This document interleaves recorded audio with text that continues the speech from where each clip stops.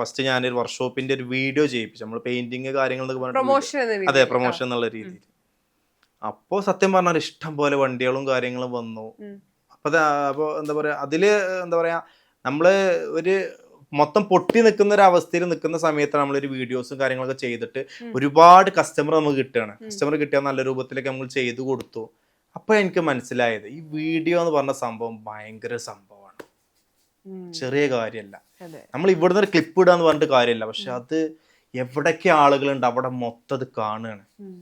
ഒരു ഓഫർ ഞാൻ ആ സമയത്ത് ഇട്ടത് 35,000 രൂപക്ക് ഫുൾ പെയിന്റിങ് ഇന്നോവ എന്ന് പറഞ്ഞിട്ടാണ് ഇട്ടിരുന്നത്. ഏകദേശം ഒരു 19 വണ്ടിയോളം ഒരു 4 ദിവസത്തിനുള്ളിൽ വന്നു. 50 വണ്ടി 4 ദിവസം കൊണ്ട് ഒരു 50. അപ്പോഴെനിക്ക് മനസ്സിലായി വീഡിയോന്റെ ഒരു എഫക്റ്റ് എന്ന് പറഞ്ഞാൽ ഭയങ്കര സംഭവമാണ്. അന്ന് ഇറങ്ങിയതാണ് ഞാൻ എൻ്റെ ഈ ഒരു വീഡിയോ ഫീൽഡിലേക്കും കൂടെ. ഞാൻ അടുത്ത ചോദ്യം, കാരണം ഈ ബിസിനസ് മാനിൽ എങ്ങനെ ഈ കോണ്ടന്റ് ക്രിയേഷൻ വന്നു പെട്ടെന്ന്? അല്ലെങ്കിൽ നമ്മൾ പറയില്ല നിവർത്തികേട് കൊണ്ട് നമ്മൾ വന്നതൊക്കെ പറയും. എന്റെ ബ്രാൻഡ് പ്രൊമോട്ട് ചെയ്യാൻ ഞാൻ തന്നെ മതി, അങ്ങനെ ഒരു ഐഡിയയിൽ വന്ന. പിന്നെ ഞാൻ തന്നെ വണ്ടിന്റെ വീഡിയോസ് ചെയ്യും, പെയിന്റിങ്ങിന്റെ വീഡിയോസ് ചെയ്യും, ഇത്ര ഉള്ളൂ എന്നൊക്കെ പറഞ്ഞിട്ട്. അപ്പൊ പല ആളുകളും നമ്മളെ കളിയാക്കാറുണ്ട്. ഒന്നും ഇല്ലായിരുന്നു അന്നൊക്കെ, ഫോളോവേഴ്സും കാര്യങ്ങളും ഒന്നും ഇല്ലായിരുന്നു. പിന്നെ എനിക്കൊരു വാശി എന്ന് പറഞ്ഞിട്ടുണ്ടെങ്കിൽ എവിടെങ്കിലൊക്കെ എത്തണം, ഇതും എന്തെങ്കിലുമൊക്കെ ഒന്ന് ആവണം, എവിടെങ്കിലൊക്കെ എത്തണം, 4 പേര് നമ്മൾ അറിയണം എന്നുള്ളൊരു വാശി എന്ന് പറഞ്ഞിട്ടുണ്ടെങ്കിൽ ഏകദേശം ഉപ്പ മരണപ്പെട്ടു പോയിട്ട് ഏകദേശം 6 വർഷത്തോളം കഴിഞ്ഞു. ഓക്കെ, അപ്പൊ ഉപ്പ അത്യാവശ്യം നന്നായിട്ട് നമുക്ക് ഉണ്ടാക്കിയിട്ട് ഈ സ്ഥാപനങ്ങളൊക്കെ നമ്മളെ ഒരു ഇതിൽ തന്നെയാണ് നിൽക്കുന്നത്. നമ്മൾ വാപ്പുണ്ടാക്കിയ സ്ഥലമാട്ടോ, നമ്മൾ വാങ്ങിച്ചല്ലോ, വാപ്പുണ്ടാക്കിയ സ്ഥലത്ത് നമ്മൾ ഓരോ സ്ഥാപനങ്ങളായിട്ട് നമ്മളിങ്ങനെ കൊണ്ടുവന്നു. അതിനുശേഷമാണ് പിന്നെ എനിക്ക് വീഡിയോസും കാര്യങ്ങളൊക്കെ ഞാൻ സ്റ്റാർട്ട് ചെയ്തു. പിന്നെ എനിക്കത് എന്താ പറയുക ഫോളോവേഴ്സ് കൂട്ടണം എന്നൊരു വാശിയായി. പിന്നെ ഞാൻ ഒരുപാട് ഗിവകളും ചെയ്യും, അതുപോലെ തന്നെ ഞാൻ വർക്ക്ഷോപ്പിന്റെ വീഡിയോസും ചെയ്യും. ആദ്യം നമ്മളെ സ്വന്തം ഷോപ്പുകൾ മാത്രമേ ചെയ്തിട്ടുണ്ടായിരുന്നുള്ളൂ.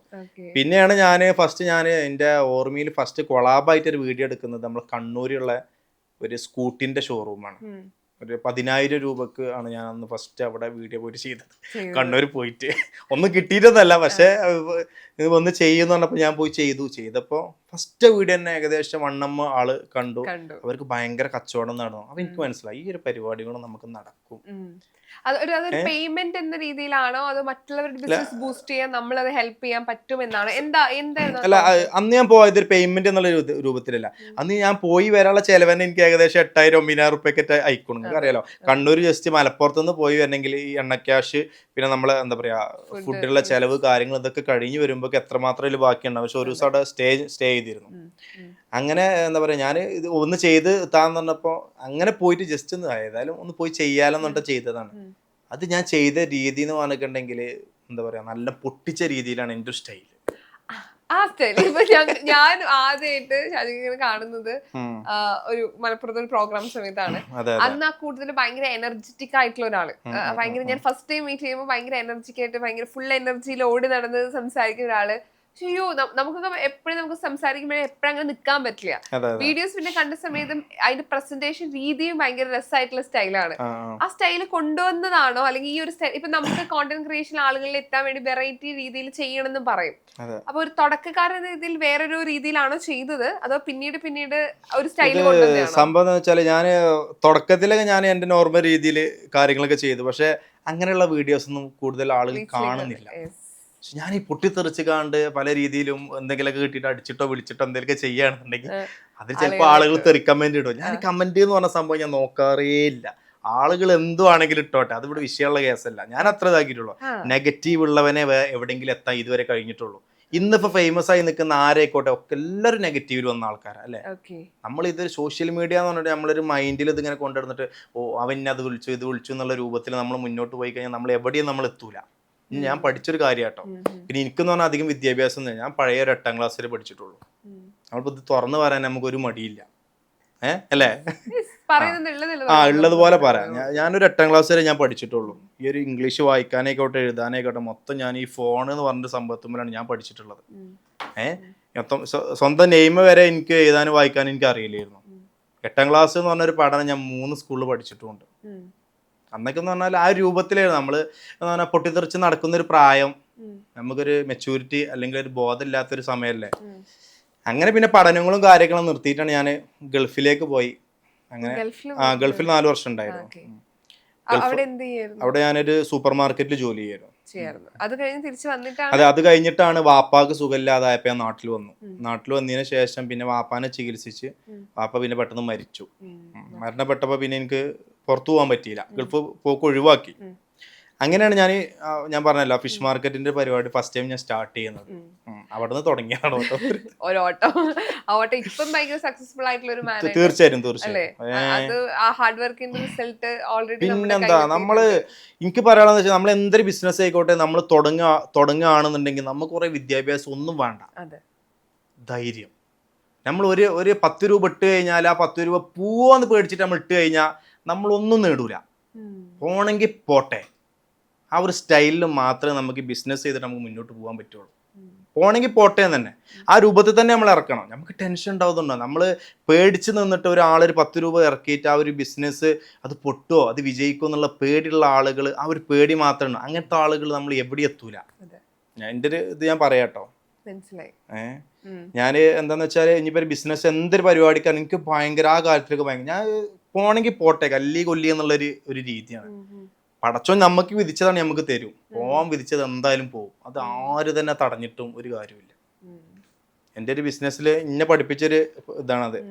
പിന്നെയെന്ന് പറഞ്ഞാൽ ഓരോ ബിസിനസ്സുകൾ തുടങ്ങുമ്പോഴും ഇനിയിപ്പോൾ ഈ ഒരു ഷോറൂമിൻ്റെ ബിൽഡിംഗ് ഉണ്ടാക്കുന്ന സമയത്താണെങ്കിലും ഞാൻ രാവിലെ 5, 5:30, 6 മണിയാകുമ്പോൾ ഇവിടെ എത്തിയിട്ട് പണിക്കാരപ്പം നിന്നിട്ട് എല്ലാ പണികളും ഞാൻ തന്നെ ചെയ്യും. എല്ലാ പണികളും എന്ന് പറഞ്ഞിട്ടുണ്ടെങ്കിൽ കൈക്കോട്ട് വരെ ഞാൻ ഇവിടെ കളച്ചിട്ടുണ്ട്. അപ്പം അങ്ങനത്തിനൊന്നും ഒരു മടിയില്ല. നമ്മൾ മാർക്കറ്റൊക്കെ ഉണ്ടാകുന്ന സമയത്ത് ചിലപ്പോൾ വേസ്റ്റ് കൂടി നിറയും, ഭയങ്കര സ്മെല്ലേക്കരാം. അതൊക്കെ ആ പണികളൊക്കെ നമ്മൾ തന്നെ ചെയ്യാം. അത്രയും നമ്മൾ അങ്ങനെയൊക്കെ ചെയ്തിട്ടാണ് ഇങ്ങനെ ഒരു ലെവലിൽ നമ്മൾ എത്തിയിട്ടുള്ളത്. എന്ത് പണിയെടുക്കാനും നമുക്കൊരു മടിയില്ല. ആ മടി കാണിച്ചെന്ന് നമുക്ക് ആ ഇരുത്തം തന്നെ ഉണ്ടാവുള്ളൂ. ഇന്നിപ്പോ അതാണ് ഇന്നിപ്പോ എന്ന് പറഞ്ഞാൽ നമുക്ക് വലിയ കസാലയും കാര്യങ്ങളുണ്ട്. നമ്മളെ ജീവിതത്തിൽ എത്ര വലുതായിക്കോട്ടെ എന്തായിക്കോട്ടെ അഹങ്കരിച്ച് നടന്നു കഴിഞ്ഞാൽ നമുക്കൊന്നുമില്ല. അഹങ്കാരമല്ല ഏറ്റവും വലുത്. നമ്മൾ പൈസ ഉണ്ടെന്ന് വെച്ചാൽ അഹങ്കരിക്കാൻ പറ്റില്ല. ഇന്നിപ്പോൾ നമുക്ക് ചിലപ്പോൾ ഇപ്പം നിങ്ങൾ കണ്ടില്ലേ 1 മില്യൺ ഫോളോവേഴ്സ് ഉണ്ടായിരുന്നു, ആളുകൾ അൺഫോളോ അടിക്കും, ഇതൊക്കെ ചെയ്യും. ഇപ്പോൾ ഏകദേശം താഴോട്ട് കുറഞ്ഞു. അത് വിചാരിച്ചിട്ട് ഇപ്പോൾ നമുക്ക് ജീവിക്കാതിരിക്കാൻ പറ്റില്ല. എനിക്ക് അതുകൊണ്ട് ഒരു ഫീലും ഇല്ല കേട്ടോ, ഒരു ഫീലും ഇല്ല. അതൊക്കെ ഓരോരുത്തരുടെ ഇഷ്ടങ്ങളാണ്. നമ്മൾ ഫോളോ ചെയ്യുന്നതും നമ്മൾ അൺഫോളോ ചെയ്യുന്നതും അതൊക്കെ അവരുടേതായ ഇഷ്ടങ്ങളാണ്, അവരുടേതായ താല്പര്യങ്ങളാണ്. അതിലൊന്നും നമുക്ക് ഒന്നും പറയാനില്ല. സോഷ്യൽ മീഡിയയിൽ ഇപ്പം വളരെ സക്സസ് ആയിട്ടുള്ള ഒരാള് ഒരു പ്രൊമോഷൻ അല്ലെങ്കിൽ കുറച്ചും കൂടി ബൂസ്റ്റ് ചെയ്യാൻ ആളുകളിലേക്ക് കൂടുതൽ എത്താൻ വേണ്ടിയിട്ട് ഒരു സീൻ ക്രിയേറ്റ് ചെയ്ത പോലെ പറയുന്ന ആളുകളുണ്ട്. അതിന് കൂടെ നിന്ന് സപ്പോർട്ട് ചെയ്യുന്ന ആളുകളുണ്ട്, ഇല്ല അതിന് കൃത്യമായിട്ട് പ്രതികരിച്ചു എന്ന് പറയുന്നവരുണ്ട്.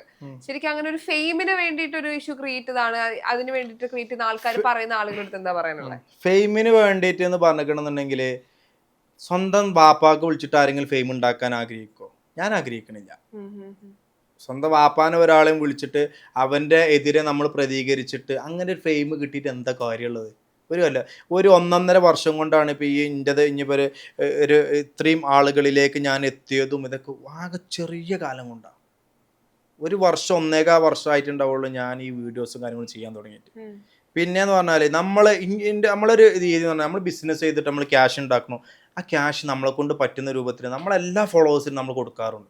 ഗിവ് അവേ ആയിക്കോട്ടെ, ഫോണുകളായിക്കോട്ടെ, എന്തും നമ്മളെ കൊണ്ട് പറ്റുന്നത്.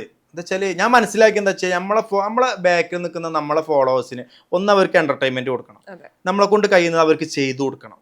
പല രീതിക്കാരം. ചിലപ്പോൾ ചിലപ്പോൾ ഇതിന് മുന്നേ നമ്മളൊരു ഫോളോവേഴ്സ് വിളിച്ചിട്ട് പറഞ്ഞു, ഷായിക്ക ഞങ്ങളെ വണ്ടി എനിക്കൊന്ന് ജസ്റ്റ് ഒന്ന് പുതിയാപ്പിള ഇറങ്ങാൻ തരുമെന്ന് ചോദിച്ചു.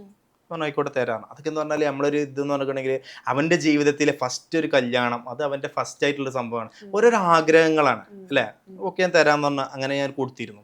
പിന്നെയെന്ന് പറഞ്ഞിട്ടുണ്ടെങ്കിൽ ഇന്ത്യ ഫോളോവേഴ്സിൽ ഇനിയിപ്പോൾ ക്യാഷ് ആയിക്കോട്ടെ പല ബുദ്ധിമുട്ടുകളും ചോദിച്ചിട്ട് ഒരുപാട് ആൾക്കാർ എന്നെ കോൺടാക്ട് ചെയ്യുന്നുണ്ട്. തിരൂരിൽ നിന്ന് വരെ ബസ് ഇറങ്ങിയിട്ട് വരെ ഇവിടെ വരുന്നുണ്ട് ഒരു ഫാമിലി. അങ്ങനെ ഇഷ്ടം പോലെ നമ്മളെ കൊണ്ട് പറ്റുന്നതൊക്കെ നമ്മൾ ചെയ്യുന്നുണ്ട്. ഒക്കെ ഇതിൽ നിന്ന് കിട്ടുന്ന ക്യാഷ് നമ്മൾ ഇവർക്കൊക്കെ നമ്മൾ കൊടുക്കാറുമുണ്ട്. കൊടുത്തെങ്കിൽ മാത്രമേ കിട്ടുള്ളൂ എന്നുള്ള ഞാൻ പഠിച്ചിട്ടുള്ളത്. അത് വെറുതെ നമ്മൾ കിട്ടിയ മൊത്തം ഇങ്ങനെ നമ്മൾ എടുത്ത് വെച്ച് കാണാൻ നടക്കുന്നൊരു സ്വഭാവം. ഞാൻ എൻ്റെ ക്യാഷ് എന്ന് പറഞ്ഞിട്ടുണ്ടെങ്കിൽ ഇപ്പം നമുക്ക് കിട്ടിയ നല്ലോണം ചിലവാക്കുന്ന ഒരാളാണ് ഞാൻ. നന്നായിട്ട് ചിലവാക്കുന്ന പറഞ്ഞാൽ നന്നായിട്ട്. എങ്ങോട്ടേലൊക്കെ പോവുകയാണെങ്കിൽ നല്ല ക്യാഷ് നല്ല ചെലവാക്കിയിട്ടാണ് ഇത്രയും കാലം ഞാൻ ജീവിച്ചിട്ടുള്ളത്. ഇപ്പൊ ഒത്തിരി ഫോളോവേഴ്സ് അല്ലെങ്കിൽ ഫാൻസ് മീറ്റ് ചെയ്യാൻ വരാറുണ്ടല്ലോ. ഇപ്പൊ നമ്മുടെ മുമ്പ് കുറച്ച് പേര് വന്നിട്ടുണ്ട്. സോ ഏത് ഏജ് ഓഫ് കാറ്റഗറിയിലെ ആളുകളെ കൂടുതൽ ഇപ്പൊ എല്ലാ ഏജിലെ ആൾക്കാരെ ഐഡന്റിഫൈ ചെയ്യുന്നുണ്ടെന്ന് തോന്നുന്നു. സോ ഇപ്പൊ സത്യം പറഞ്ഞാല് എന്താ പറയാ, ചെറിയ കുട്ടികൾക്ക് അറിയുന്നുണ്ട്, വയസ്സായിട്ട് ആളുകൾ അറിയാം. ഇപ്പൊ നമ്മളെന്നാളെ ഒരു കോഫി എടുക്കാൻ ഫാമിലിന്റെ വന്ന് കണ്ട് ഷാജാൻഖാന്ന് പറഞ്ഞിട്ട് വരുന്നുണ്ട്. ഫാമിലി എല്ലാവർക്കും അറിയുന്നുണ്ട്. ഇപ്പൊ എല്ലാവർക്കും അറിയുന്നുണ്ട്. എന്താ പറയാ, കുട്ടികളുണ്ട്, ഫാമിലീസ് ഉണ്ട്, വയസ്സായിട്ട് എല്ലാവരും മനസ്സിലാക്കുന്നുണ്ട് നമ്മൾ ആ ഒരു വ്യക്തിയാന്നുള്ളത് മനസ്സിലാക്കണം.